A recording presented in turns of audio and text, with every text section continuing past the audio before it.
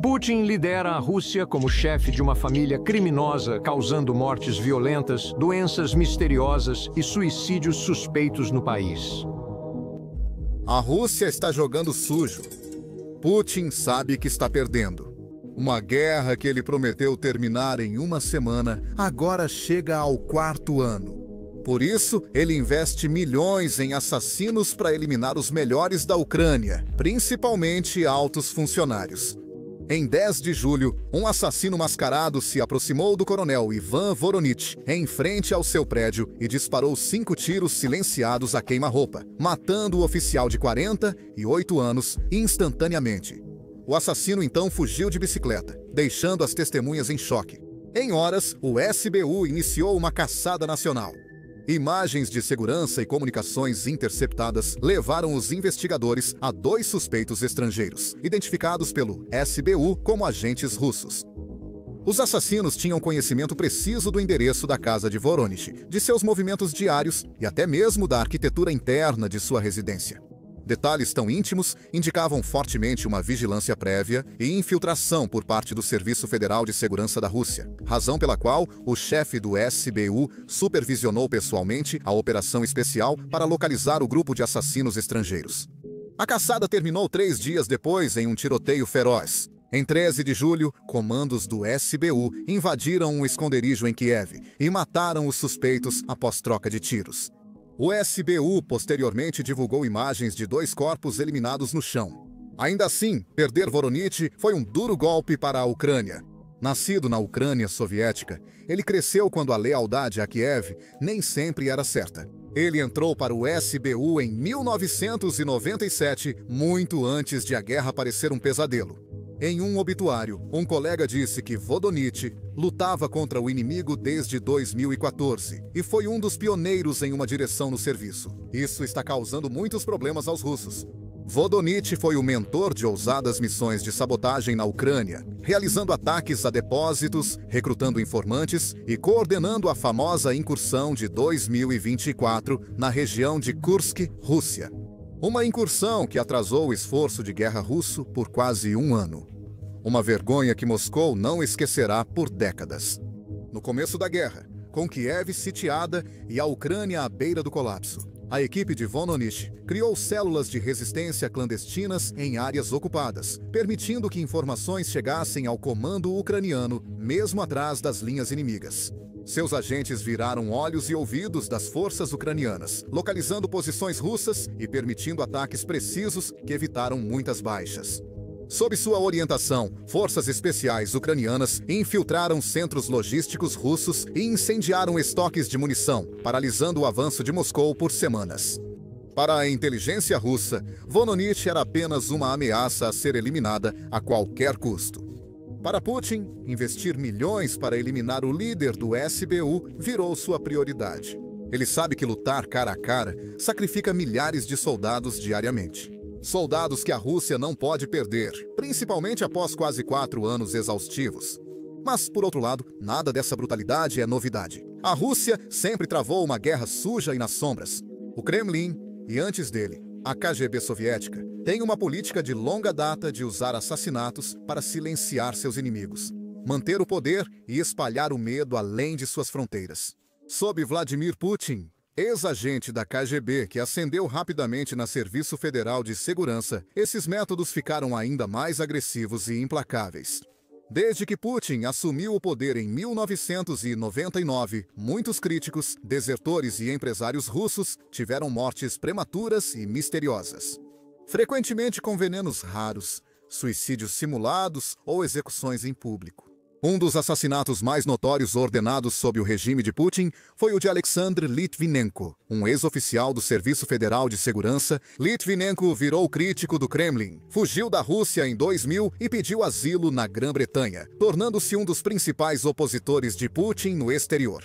As denúncias dele contra o Kremlin sobre corrupção, crime organizado e laboratórios secretos de veneno do Serviço Federal de Segurança, herdados da KGB, o tornaram alvo principal.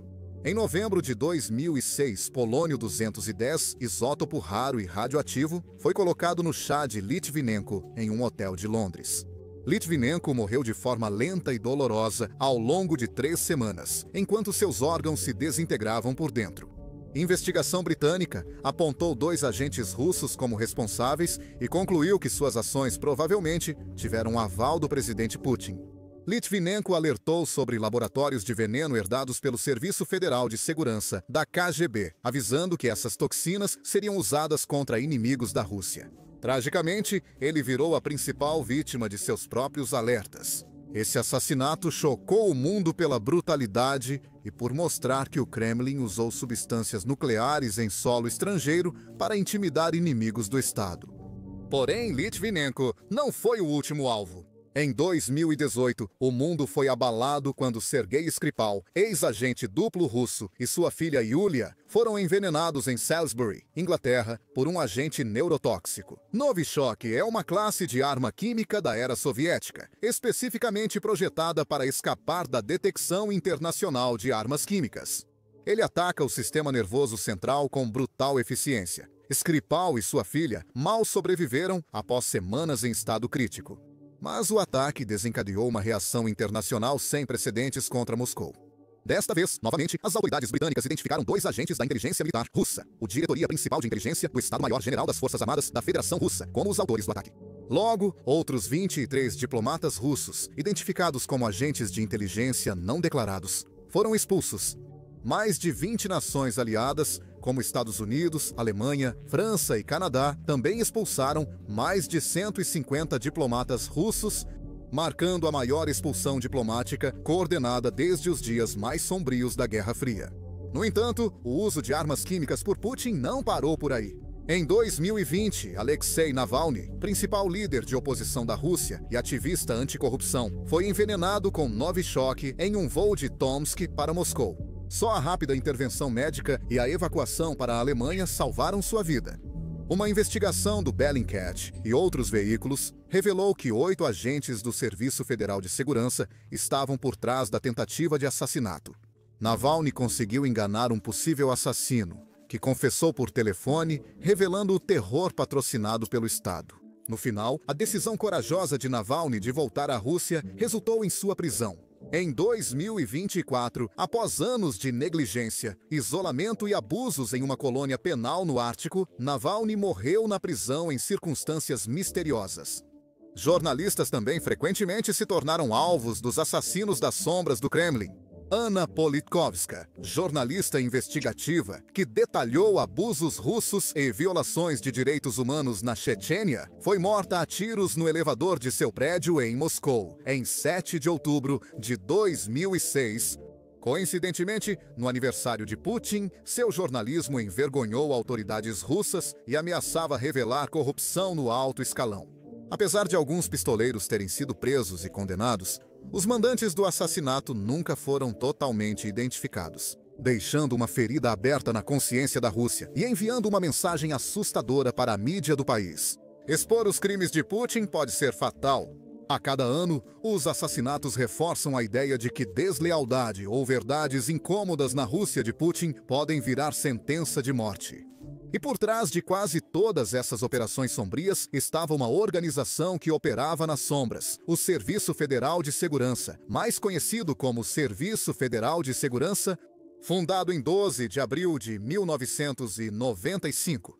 O Serviço Federal de Segurança herdou as tradições implacáveis da KGB da era soviética, tornando-se eventualmente o instrumento mais temido e eficaz de Putin para silenciar a oposição. Quando a era soviética colapsou em 1991, a outrora poderosa KGB, temida mundialmente por espionagem, assassinatos e repressão implacável à dissidência, foi desmantelada. Em várias agências menores, a Rússia experimentou brevemente uma organização sucessora, conhecida como Serviço Federal de Contra-Inteligência ou Serviço Federal de Contra-Inteligência. Em 1995, Boris Yeltsin viu a necessidade de reestruturar a agência para consolidar o poder e retomar o controle da segurança interna. Em 12 de abril de 1995, o Serviço Federal de Contra-Inteligência tornou-se o atual Serviço Federal de Segurança, o Serviço Federal de Segurança, herdando não apenas a infraestrutura da KGB, mas também milhares de agentes experientes que haviam sido treinados extensivamente em táticas de espionagem, vigilância e guerra psicológica da era soviética. Ao contrário das agências de inteligência e segurança ocidentais, que normalmente concentram seus esforços em ameaças externas, contra-terrorismo, crime organizado e cibersegurança, o Serviço Federal de Segurança era dedicado principalmente a garantir o controle político interno e a manutenção da estabilidade do regime. Seu mandato logo foi além da segurança tradicional, tornando-se parte vital da política russa. Sob Vladimir Putin, ex-agente da KGB, a lealdade tornou-se inegociável. O Serviço Federal de Segurança virou instrumento de Vladimir Putin, impondo conformidade política e neutralizando opositores com vigilância, chantagem, intimidação e assassinatos. A chegada de Vladimir Putin ao poder mudou ainda mais o Serviço Federal de Segurança. Com a posse em 1999, a agência ganhou mais poder, influenciando quase toda a sociedade russa, da política aos negócios, mídia e judiciário. A lealdade ao regime de Vladimir Putin tornou-se a maior virtude, enquanto qualquer sinal de dissidência passou a ser sinônimo de traição. Os opositores de Vladimir Putin eram vigiados 24 horas por dia e constantemente assediados, presos e alguns até mesmo desapareceram misteriosamente. E desde que a Rússia começou a perder esta guerra contra a Ucrânia em 2022, a missão principal do Serviço Federal de Segurança se expandiu para além das fronteiras russas. Agora, o objetivo é enfraquecer a Ucrânia internamente. A única forma que conhecem de fazer isso é com assassinatos e sabotagem. Em 2023, autoridades ucranianas notaram aumento de atos de terror, explosões e ataques longe da linha de frente, incêndios em escritórios de recrutamento, sabotagem em infraestrutura crítica e atentados à bomba em agências dos Correios e locais públicos. Inicialmente, os ataques pareciam aleatórios. Mas o SBU descobriu que agentes russos recrutavam moradores locais por canais anônimos no Telegram. Esses canais prometiam pagamentos rápidos em dinheiro para jovens ucranianos desesperados, dispostos a cometer crimes aparentemente menores. Frequentemente, a tarefa era bem mais perigosa do que diziam. Veja o caso do jovem de 19 anos Olesh. Ao responder a um anúncio que prometia $1.000 para pichar uma parede de delegacia, Olesh aceitou sem hesitar. Desesperado por dinheiro na economia de guerra enfraquecida da Ucrânia, no entanto, quando ele abriu a bolsa suspeita que foi instruído a carregar, encontrou não tinta spray, mas uma bomba caseira rudimentar, recheada de pregos e parafusos, o bastante para muitas vítimas. Ao perceber que fora enganado para um plano terrorista, Olesh avisou as autoridades a tempo. Situações parecidas surgem em diversas cidades. Segundo o SBU, esses pequenos atos de sabotagem, apesar de parecerem aleatórios, têm um objetivo estratégico importante. Eles drenam a atenção e os recursos das forças de segurança ucranianas, criando vulnerabilidades que permitem que operações maiores e de alto perfil do Serviço Federal de Segurança sejam executadas com mais facilidade. Em outros lugares, os manipuladores russos começavam exigindo crimes menores, como incêndio ou vandalismo, e depois aumentavam as exigências. Se o recrutado hesitasse, os manipuladores logo deixavam as promessas de pagamento e usavam chantagem, recorrendo a fotos hackeadas, conversas privadas ou dados sensíveis. Os manipuladores também orientavam os recrutados a se filmarem realizando esses atos. Esses vídeos eram então compartilhados estrategicamente em plataformas de mídia social pró-Rússia, reforçando a falsa ideia de que ucranianos comuns estavam desesperados, desiludidos e se rebelando contra seu governo. Essa propaganda cuidadosamente orquestrada tinha a intenção de manipular a percepção pública, doutrinando audiências vulneráveis ao alimentá-las com narrativas convincentes, porém totalmente fabricadas. De acordo com um porta-voz do SBU, as autoridades ucranianas detiveram mais de 700 pessoas somente em 2024 por atos de sabotagem, terrorismo ou colaboração com a inteligência inimiga. Preocupantemente, muitos eram adolescentes explorados por ingenuidade e vulnerabilidade econômica. A mais jovem, identificada pelos serviços de segurança ucranianos, era uma menina de 11 anos de Odessa, manipulada por agentes russos para cometer atos muito além de sua compreensão. Enquanto esses pequenos e dispersos atos de sabotagem e perturbação continuavam a ocupar a atenção da Ucrânia, o Serviço Federal de Segurança estava orquestrando algo muito mais audacioso. Em maio de 2024, agentes de inteligência russos conseguiram infiltrar o círculo íntimo do presidente Volodymyr Zelensky ao recrutar um coronel ucraniano de alta patente diretamente de sua equipe pessoal de segurança. Detalhe: ele foi orientado a encontrar alguém próximo a Zelensky que pudesse ser convencido ou forçado a sequestrar ou matar o líder ucraniano. Essa conspiração perigosa foi planejada para causar o máximo de dano, mirando não apenas em Zelensky, mas também nos principais oficiais de segurança da Ucrânia. Os conspiradores prepararam meticulosamente ataques simultâneos, planejando usar drones carregados com explosivos e mísseis guiados de precisão para atingir as casas dos principais oficiais de inteligência de Zelensky. O chefe da inteligência militar da Ucrânia e o diretor do SBU. Explosivos, drones e armas foram estrategicamente escondidos em Kiev, prontos para uso imediato. O ataque foi planejado como presente, cronometrado para a posse de Vladimir Putin. Porém, agentes da contra-inteligência ucraniana descobriram a conspiração semanas antes de sua execução. O Serviço Federal de Segurança, mesmo com muitos recursos e táticas duras, enfrentou um adversário mais capaz e determinado do que esperava. O SBU é o Serviço de Segurança da Ucrânia. Criado por ex-integrantes da filial ucraniana da KGB em 1991, o SBU evoluiu rapidamente, passando do controle rígido soviético para uma agência moderna, destacando-se em contra-espionagem, cyberoperações e contra-terrorismo. Quando a Rússia invadiu a Ucrânia em 2022, o SBU já era um serviço altamente profissional, fortalecido por anos, enfrentando a agressão russa na Crimeia e Donbass. Diferente do Serviço Federal de Segurança, que atendia Putin e oligarcas, o SBU tinha como missão proteger a soberania e o Estado ucraniano. Seus oficiais são profundamente patriotas, motivados não pelo medo ou por recompensas políticas, mas pela ameaça existencial que a Ucrânia enfrentava. Com a intensificação da Guerra Sombria e dos assassinatos russos após a invasão, o SBU adotou técnicas avançadas de inteligência e recrutou redes de informantes nos territórios ocupados. A capacidade deles de frustrar sabotagens russas, planos de assassinato e atividades de espionagem tornou-se lendária nos círculos de inteligência. A agência colaborou amplamente com conselheiros da OTAN, CIA e MI6, aprimorando suas técnicas e capacidades operacionais. Essa parceria permitiu ao SBU acessar ferramentas avançadas, métodos modernos de treinamento e percepções estratégicas.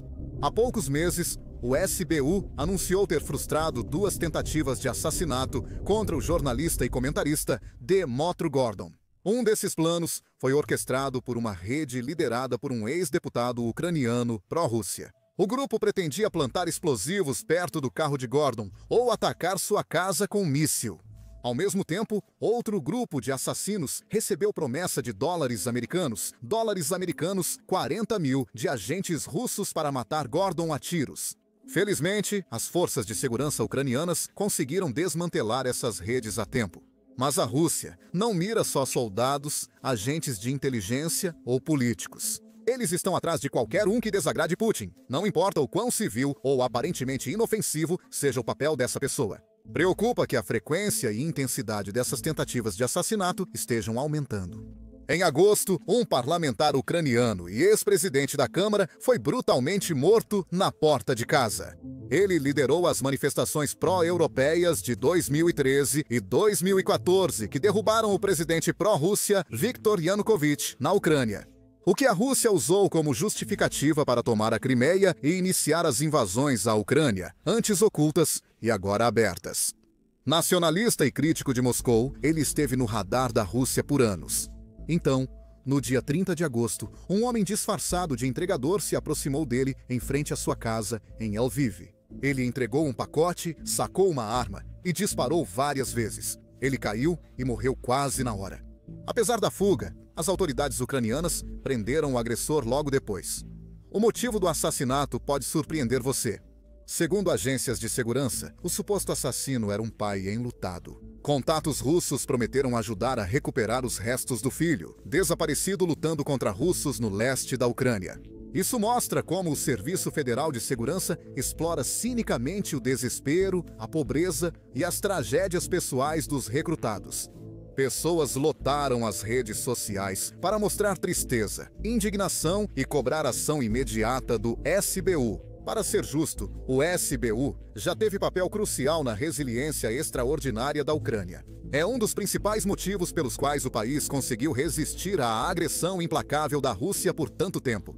Como a Rússia já travou uma guerra nas sombras na Ucrânia, o SBU e a inteligência militar ucraniana responderam à altura. Desde o início da invasão em 2022, ocorreram mais de 150 tentativas ou assassinatos bem-sucedidos entre os dois países.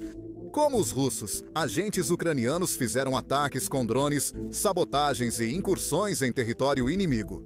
Mas fizeram isso com muito mais precisão, impacto e eficácia. Ao contrário dos esforços frequentemente caóticos e apressados da Rússia, as operações de inteligência ucranianas são meticulosamente planejadas, direcionadas e frequentemente bem-sucedidas, causando golpes substanciais e constantes à máquina de guerra russa.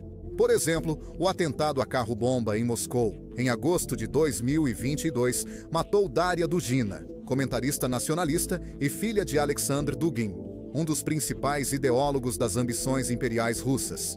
A própria Dugina era uma defensora vocal da invasão, promovendo ativamente o esforço de guerra e espalhando propaganda pró-Kremlin pela mídia russa. Sua morte repentina causou um grande impacto na elite russa, demonstrando a crescente capacidade e disposição da Ucrânia de atacar profundamente o território russo e atingir diretamente propagandistas civis influentes ligados ao esforço de guerra do Kremlin. Após o assassinato, a inteligência ucraniana suspendeu temporariamente ataques secretos na Rússia, provavelmente por cautela diante das preocupações dos aliados ocidentais com a escalada do conflito. Mas, depois de uma série de tentativas de assassinato de alto perfil por parte da Rússia, incluindo o assassinato direcionado de um respeitado estrategista militar ucraniano, em janeiro de 2023, a hesitação da Ucrânia rapidamente desapareceu. As operações ucranianas foram retomadas de forma agressiva, porém, agora com uma mudança estratégica, deixando de focar em personalidades da mídia e passando a mirar alvos militares e de inteligência mais diretos. Oficiais russos de alta patente, comandantes de unidades especializadas, equipamentos militares e infraestrutura logística crítica rapidamente se viram na mira da Ucrânia.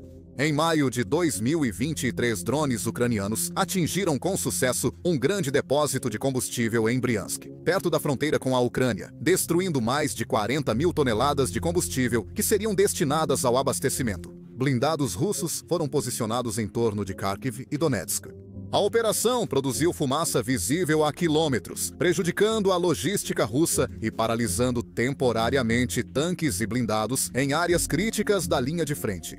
2 meses depois, em julho de 2023, drones ucranianos atacaram com precisão um entroncamento ferroviário militar perto de Belgorod, no território russo. A destruição do depósito causou grandes explosões secundárias, destruindo milhares de projéteis de artilharia e vários trens com munição, reduzindo drasticamente a capacidade ofensiva da Rússia em Kharkiv. Por semanas, até 2024, a Ucrânia realizou dezenas de ataques cada vez mais ousados e destrutivos em território russo.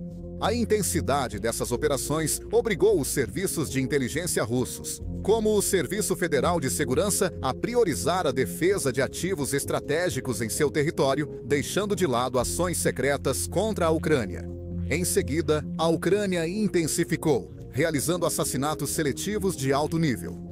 Em 17 de dezembro de 2024, em Moscou, uma scooter elétrica explodiu perto de um café, causando uma morte. O tenente-general Igor Karelinov e seu adjunto, Kalililov, liderava as forças de defesa nuclear, química e biológica da Rússia, ramo das Forças Armadas Russas, que prepara e protege tropas contra armas de destruição em massa.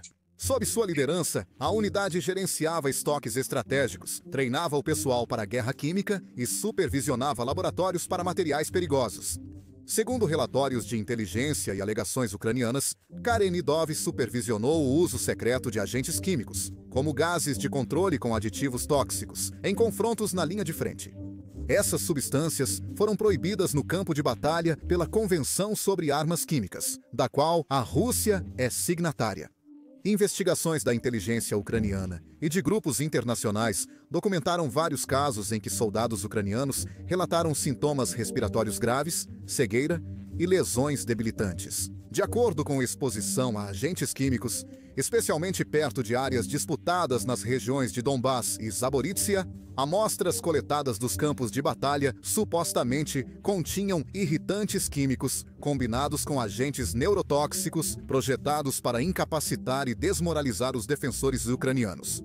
Uma semana antes, o engenheiro Mikhail Shatsky, responsável por sistemas de orientação e mira para drones e mísseis russos, foi morto a tiros em São Petersburgo. A experiência de Shatsky aumentou a precisão e confiabilidade dos drones kamikaze Shahed da Rússia, usados contra a infraestrutura civil ucraniana.